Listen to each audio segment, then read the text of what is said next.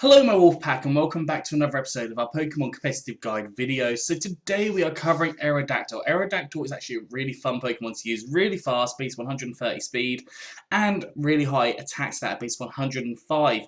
Now before I jump into this video, I would appreciate if you go down, if you haven't already done so, please do like this video and also subscribe to the channel.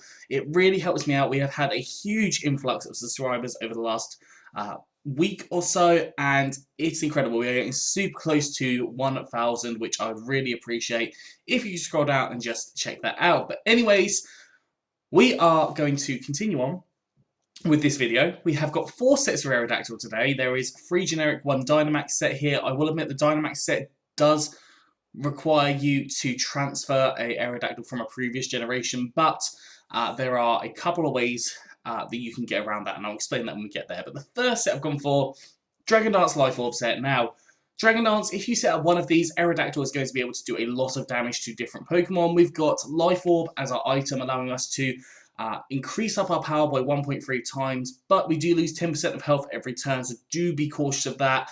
If you are really concerned about it, you can go for Roost on here. Now, it is a transfer in the move, so you would have to transfer it. But you could potentially go for Roost as an option on here to mitigate that loss of health there. Now, ability-wise, we've got Rock Head on here, so it doesn't take damage beside Struggle, Life Orb, and Crash damage. So it does take Life Orb damage. Don't mistake that on there. You could go for Pressure here if you wanted to, or even Unnerve. In fact, all 3 abilities kind of don't really work with this set hugely. Pressure on or Unnerve probably works slightly better in this scenario, but again, Pressure, not a very good move unless you are focusing on reducing down things like Hydro Pumps, and then Unnerve. I guess Berries are sort of prevalent, so Unnerve would probably be the best ability to have here.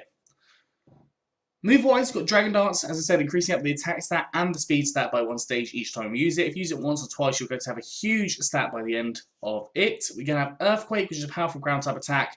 Hits a lot of different Pokemon for a good amount of damage. Stone Edge, strong, powerful stab, rock type attack, sorry. Obviously, it has got the chance to miss, so do be aware of that when you are using it. If you want to replace it with like Rock Slide, it's a little bit less powerful, but 1, you get the 30% chance to flinch, and 2, excuse me, you have a slightly better accuracy there as well, so you could use that. And then I've got Dual Wing Beat on here. Dual Wing Beats can be effective, especially against Sash Pokemon, because Dual Wing Beat hits it twice, meaning that it's boosted by Stab as well, but it hits it twice, meaning that Sashes are ineffective against it. EVs go for max attack and max speed with an adamant nature, so more attack, less special attack, and 4 EVs in special defense. I'd always recommend going adamant here, even if you are going for the Dragon Dance, because Aerodactyl speed does work really well for it. The only thing you do have to really be concerned about is those plus speed Tapu Kokos, and obviously Regieleki as well can be a problem for you. But if you get 1 Dragon Dance up, you are going to outspeed Regieleki, I think. Yeah, you definitely outspeed Regieleki after 1 Dragon Dance. So hopefully, if you can come in when it's not in, that will work quite nicely for you. Moving on to the second Pokemon here, we have basically a support version, I suppose, here. We've got Leftovers on here, allowing us to heal ourselves up. You could always go for Heavy Duty Boots to not be affected by the hazards, but I think Leftovers could work quite nicely also. Again, ability-wise, nothing really hugely works here. You could go for the Unnerve. The Rock Head doesn't really matter here unless you go for, like, I'm not even sure if it learns Head Smash, so let's just double check. Does it learn Head Smash? No, it doesn't even learn Head Smash, so the only thing you really use Rock Head from would be the Double Edge, which obviously isn't the most amazing move. So moves on this Aerodactyl, we've got Stealth Rock. Stealth Rock allows you to set up hazards on the field. Obviously, hazards can be absolutely huge, especially when it comes to Ice, Fire, Bug, and Flying types. They take 25% damage when they enter onto the field, assuming they're not wearing boots. Now, the Stealth Rocks are doing a lot of damage to different things. Chip damage, so it makes Sashes ineffective. It forces them to potentially have to Rapid Spin or Defog. Now, Rapid Spin can work against you, but obviously defogging, it's essentially them potentially wasting a move there as well, so that could work quite nicely as well.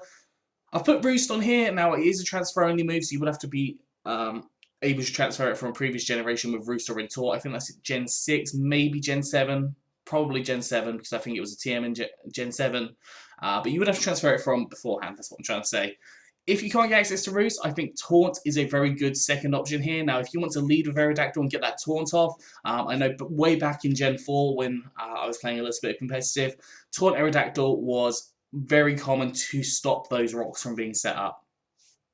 So Taunt could replace Roost there if you want to. Obviously, you're just not going to have that option to heal yourself up as easily. Tailwind to double the speed of your team for 4 turns, which can be really helpful if you have especially a slow team. If you could combine this with Sticky Webs or something, that could make sure that things like Conkeldurr or Rhyperior, for example, that are very slow Pokemon, it allows them to outspeed a lot of different things and can actually give you a very good upper hand. Finally, I've gone for Rock Slide there. Powerful Rock type attack, just hits a lot of different Pokemon. You could always go for a flying type move like Dual Wing Beat if you wanted to, but that is up to you. EV's gone for max HP and max speed with a jolly nature, so more speed, less special attack, and 4 EVs in attack, or slightly different on the screen there, but you can do it either way. You can always run this as a max HP, max defensive kind of set, but I think it definitely works slightly better having that speed there to be able to set up things quickly, especially if it's like a last-ditch effort where you're about to faint. Having that extra speed there allows you to do just that little bit more to different Pokemon. And you've also got the Rock Slide flinch chance, so if you're in the terrible situation of just having Aerodactyl left, you can just keep on clicking Rock Slide and hopefully get some flinches, and that might work well for you. Now, moving on to the third Aerodactyl. Aerodactyl does get a lot of very good physical attacking move. Now, I've put Choice Band on here. I've put the ability as Pressure. Again, Pressure and Unnerve are probably the only 2 abilities you're going to really use with Aerodactyl. But we've got max speed, max attack, jolly nature, so more speed, less special attack, and 4 EVs in special defense. That allows you to match with Tapu Koko if it's plus speed invested, or obviously outspeed Tapu Koko if it's not plus speed invested. So I could make the case for the plus speed. You could also make the case for the plus attack because that is 1 or 2 specific Pokemon you have to worry about with your speed. But that is up to you what you decide to go for. Move-wise, we've got Stone Edge, powerful rock type attack boosted by Stab. Dragon Claw, powerful dragon type attack, again hits a lot of different Pokemon for at least neutral damage. Aqua Tail, good water type attack, it hits some different Pokemon, including things like rock types. And then you've got Crunch, which is a powerful dark type attack, again hitting a lot of different Pokemon, chance to lower down the defense of the opposing Pokemon as well. Now you can always go for Earthquake on here as well because obviously you are weak to electric types, so Earthquake can work very nicely for you also.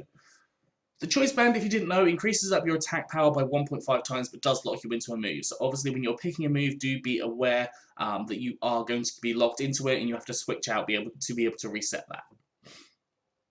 Now the final set, as I've said, it is unfortunately a transfer-only set for this Dynamax, but we have got a Rock Smash to Max Knuckle set. So Rock Smash is the move that you do need to transfer, as well as Aerial Ace actually. So both of those you need to transfer. I believe it's from Generation 6. You would need to teach that to an Aerodactyl and then move it to Gen 7, then to Gen 8. You've got, or maybe even just from Gen 6 to Gen 8. I think you can do that through Pokemon Bank. So you can check that on your DS if you feel the need to. But yeah, we've got Rock Smash, powerful, or not powerful fighting type attack. It's a good fighting type attack in the sense that it turns to Max Knuckle when you're a Dynamax, increasing up your attack stat. Now with base 105 attack, if you can get 1 or 2 pluses in there, that could help nicely for you. Earthquake turns to Max Quake, increasing up your special defense by 1 stage. Aerial Ace, increasing up your speed by 1 stage. Using Max Airstream. Now you can always go for things like Dual Wing Beat there if you want to. And then I've got Iron Head, which raises up your defense by 1 stage. If you can raise up your defenses, because Aerodactyl is a little bit weak on its defensive side, having that there as an option could definitely work well for you. Now if you're going for this specific set, I would definitely recommend going for something like Assault Vest. Assault Vest allows you to increase up the special defense ever so slightly to have that little bit more livability to you, but you could also go along the lines again of Heavy Duty Boots. You could go for Leftovers, Citrus Berry, any assortments of berry really. Choice Band is even an option. Choice Scarf. Choice Scarf would probably be overkill, but Choice Scarf is an option. And yeah, there's lots of different things you can put on here. Red Card also works as well. If you are unable to transfer, so if you cannot get access to that Rock Smash, obviously the Aerial Ace you can just replace with Dual Wing Beat, which is easy to get in this generation. Rock Smash, you could replace with a rock type attack like Stone Edge or Rock Slide, and then you could put weakness policy on the Aerodactyl if you wanted to. Potentially having a, in doubles, for example, potentially having like Discharge or something when you're on a physical electric Pokemon that would allow for you to not do much damage to the Aerodactyl, but activate that weakness policy as a potential option. There's a thought there.